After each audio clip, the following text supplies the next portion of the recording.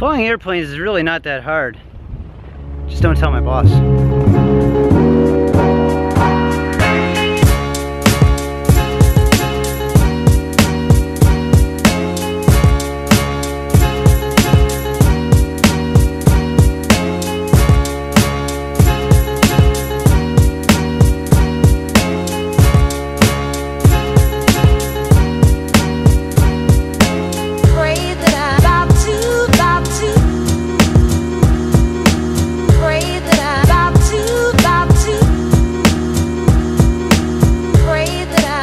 Beach, you got a TBM. We're going to be taxiing on Alpha to runway 27, Fernandina.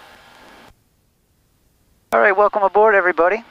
Today we are on a IFR flight. We're going to be departing VFR out of uncontrolled airfield and then picking up our IFR clearance in the air. And we're going to be going down to Melbourne, Florida from Fernandina Beach. Today we have on board Linda. Miss Linda, welcome back. Thank you.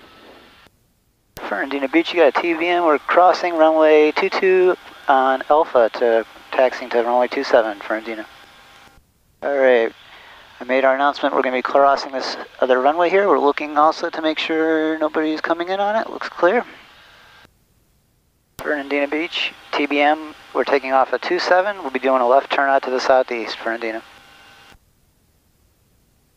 Alright, sounds like we're the only one in the area of Fernandina Beach. At least that's what we hope. Exactly. We'll take a look here. Everything looks clear on the final and down the airport. The departure procedures out of here when you're taking off VFR, if you're going to be departing southeast, usually fly a 130 heading and you'll climb to a VFR altitude. So that's what we're going to do here. Alright, we're lined up on 27.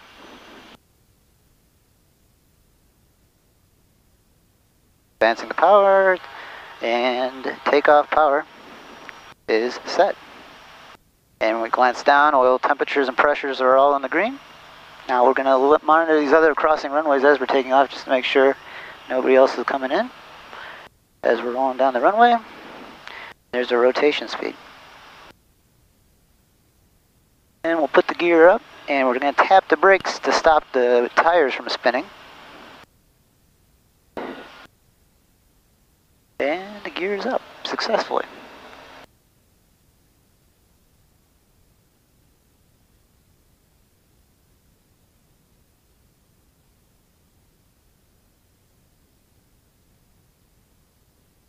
Fernandina Beach, TBM, we're on a left crosswind off of 27, departing southeast, Fernandina. And our TCAS looks clear. Yep.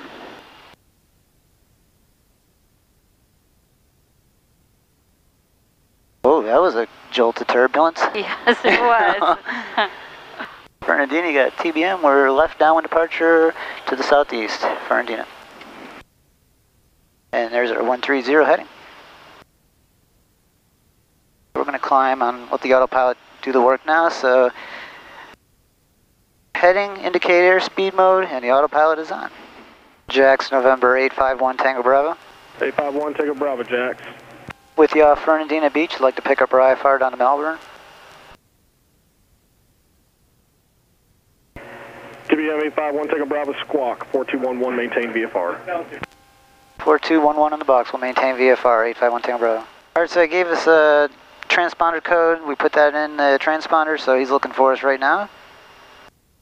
And we're going to maintain visual flight rules until he TBM picks us up. 851 Tango Bravo, maintain your radar contact about 78 southeast of Fernandina. Position checks, 1 Tango Bravo.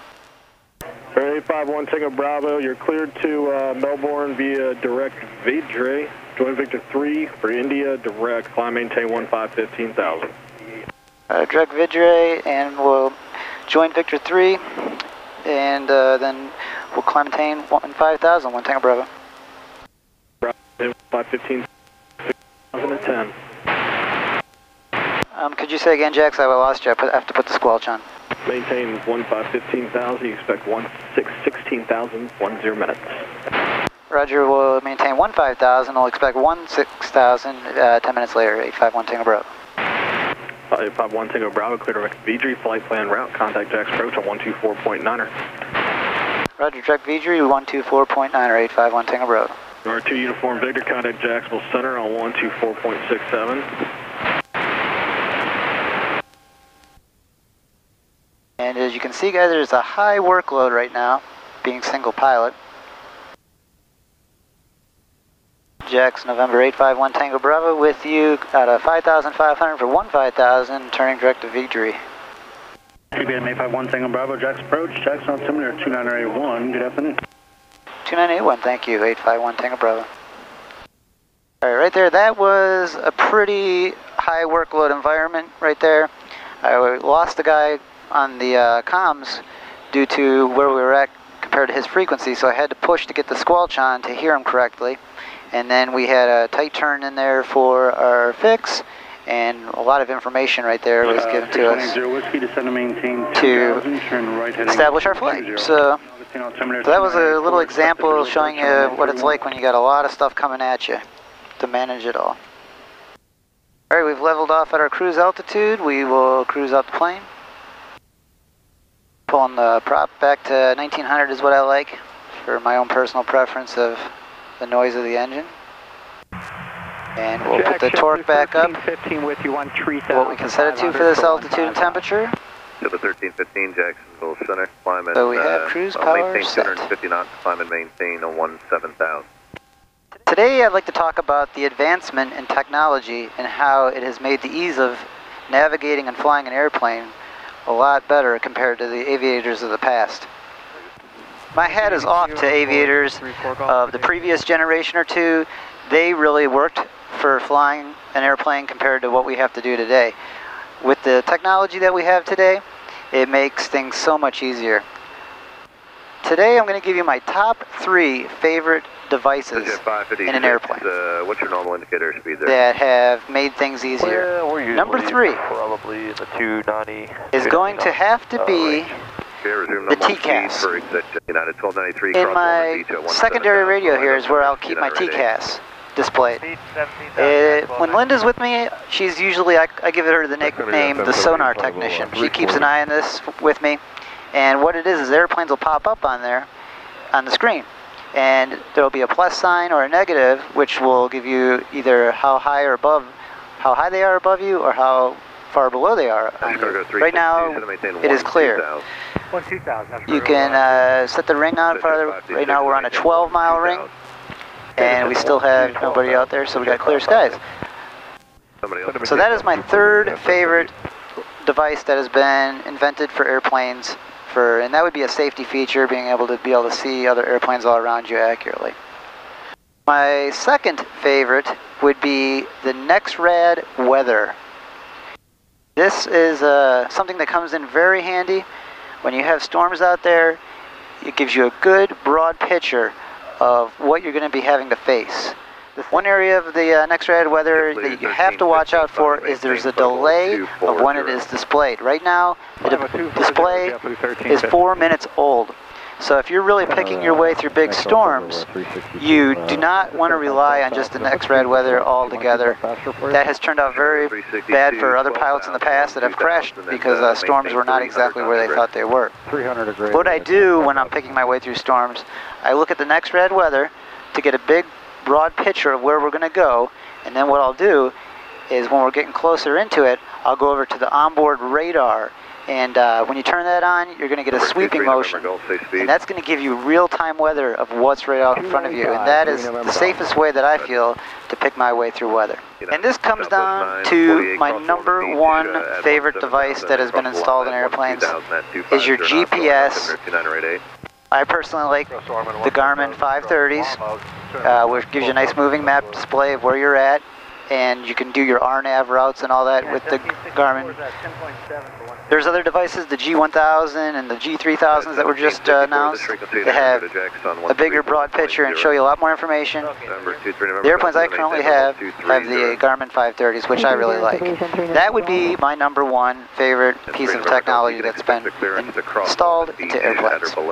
You know what's cool, Linda? I was looking on the internet the other day, and I saw back in the 1920s, they, about a decade or two after the Pony Express, the They made these big arrows across the United States in concrete that were like 50 to 70 feet long that were displayed for pilots to be able to fly mail across the United States and back. Have you ever heard of that? Actually, I have. I think that you can still see some of them on Google Earth. Isn't that really cool? Yeah, that is. I had no idea why they were there, but now I know. That's awesome. Back in the day, before they had radar and good radio communications for reporting, the pilots back in the day that ran the mail routes across the United States would fly along and just visually look every certain amount of mileage at these big arrows that were created all the way across the United States. Wow. To me, that's really interesting. That is very interesting. If you think about the challenges that aviators had to deal with back in the day, I give them a lot of credit. Cross Ormond Beach at or below 17,000 and then cross Lama at 12,000. Yeah, they probably couldn't fly at night though, right? Yeah, they said that in bad weather and at night was a big challenge for them. They did put up big antennas with a, I forget how many candle power lantern on the top along with those arrows, but it was very hard to see at night and in bad weather. How fast do you think they traveled? I mean, you're talking about being able to see arrows on the ground. That's a good question. I actually was reading on that. Back in the days of the Pony Express and when they had to run mail across the United States, it would take weeks. 851 Tango Bravo to direct Melbourne Airport. Direct Melbourne, 851 Tango Bravo. All right, 851 Tango Bravo for traffic, so to maintain 14,000. Down to 14,000, 851 Tango Bravo. Number 23 November Golf. All right, we're going back direct Melbourne. We're going down to 14,000. Level 180. But back in the day when they ran the mail on the ground, it used to take weeks for them to get a package across the United States. And with the incorporating the airplanes into flying the mail, it took them 30 hours to get across the United States by following the arrows. And how long would it take this plane, you, and this plane to go across the United States now? Let's just say a lot quicker than 30 hours. All right, our VNAV right now, we have it set up for 1,500 feet, 5 miles from Melbourne. For a profile, we want a vertical speed of 1,500 feet a minute down. Right now, we got 5 minutes until we'd have to descend, unless they give us other descent clearances. I just like to keep that up so you don't get in over your head where you would get to like where you're a certain mileage from an airport and you got to descend at 4,000 feet a minute, which this plane, you wouldn't want to do that. So it just keeps you a good head up for you. So Linda, if I had to put one more device as one of my favorites installed in an airplane, can you guess what it would be? I would guess that one. Close, but not correct. That's a hard one because there's a lot of devices in the airplane. What I honestly like is the XM radio. Oh, of course. Of course. We all like the XM radio. That would be number 4. I love listening to the XM radio while we're flying along, as you do too, right? I do too, yes. So we'll get the weather here at Melbourne. Melbourne, after information, Romeo 1953, Silver 1260 at 12, visibility 10, ceiling 6,500, broken, temperature 27, dew point 16, altimeter 2988. Visual approaching you, arriving and departing, runways 27 left and 27 right. Approaches are being conducted to parallel runways. Advise on initial contact, you have Romeo. All right, we have information Romeo. And we've had no traffic. Linda's been keeping an eye on the TCAS for us. The TCAS is my favorite instrument. Yep, she likes to keep an eye on that for us. There's different nicknames for the TCAS. I did not know that. We call it our sonar. Some pilots will call it the fish finder. As you know, when you're fishing, you look at a fish finder to find fish. There's a couple other names, and another one is metal detector. They call it the metal detector. All right, keeping an eye on our VNAV that we have set up. Right now, we got 1 minute till our plan to descent. So there's our message light. So we're going to ask for lower. Orlando, November 851 Tango Bravo, looking for lower. 851 Tango Bravo, roger, and descend and maintain 6,000. Down to 6,000, 851 Tango Bravo, thank you.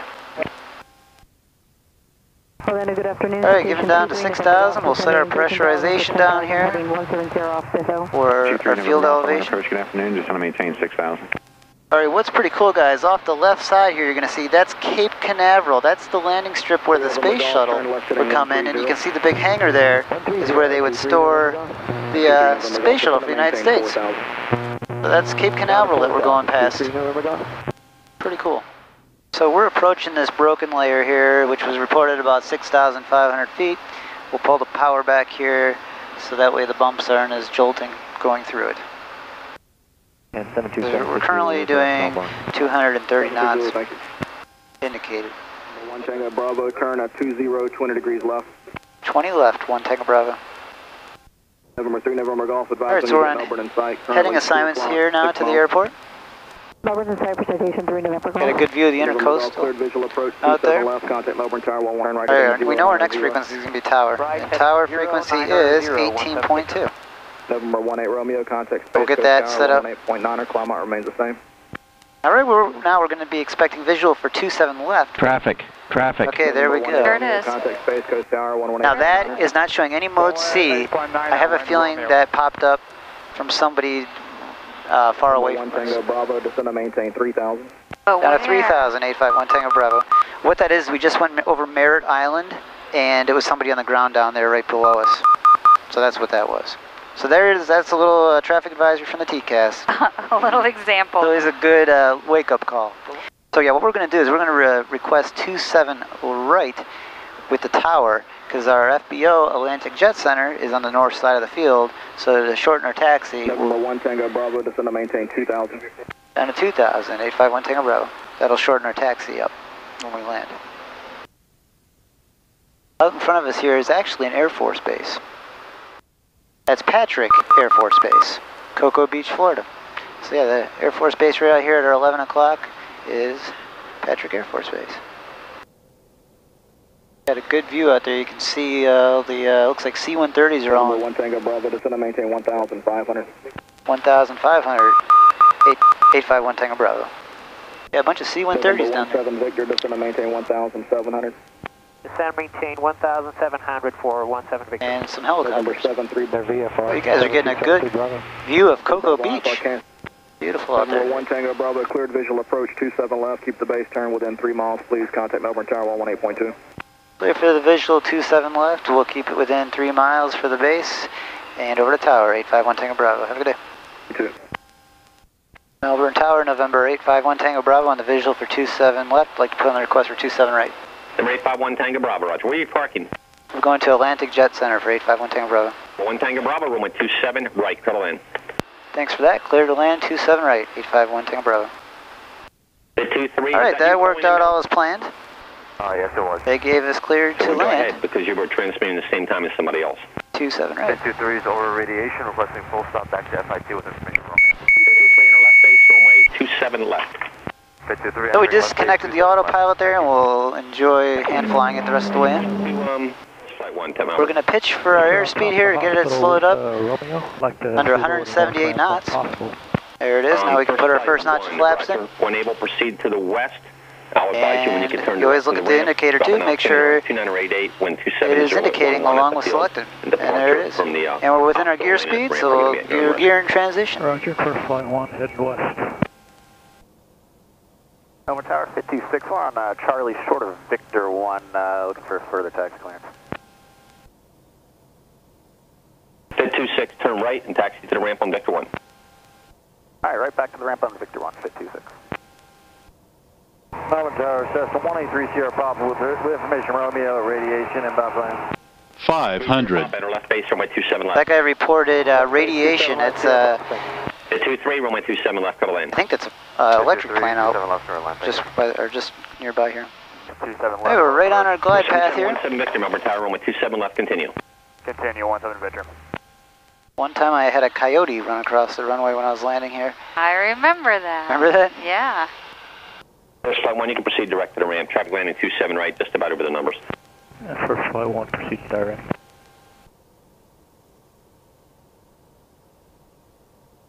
Atlantic's going to be off our right-hand side once we land here. Short 27 left, Victor, ready for departure. Go back to flight idle. 27, Melbourne Tower, hold short, runway 27 left. Hold short 27 left, 27. And there we go. Go back into reverse with the pitch of the prop.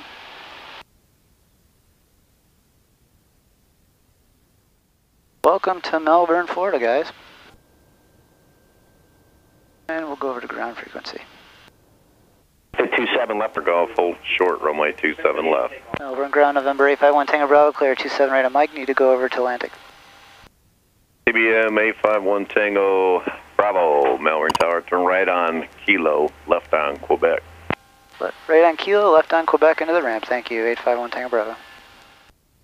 So we're on Kilo, and we're going to turn left here on Quebec. Radar vectors and you wouldn't want to proceed forward as you see the taxiway is closed down. And then up ahead. J55 to Savannah, then as filed, climb maintain 5,000, 300, 10 minutes after, 132.65. Here it is, this is Atlantic Jet Center. 1031.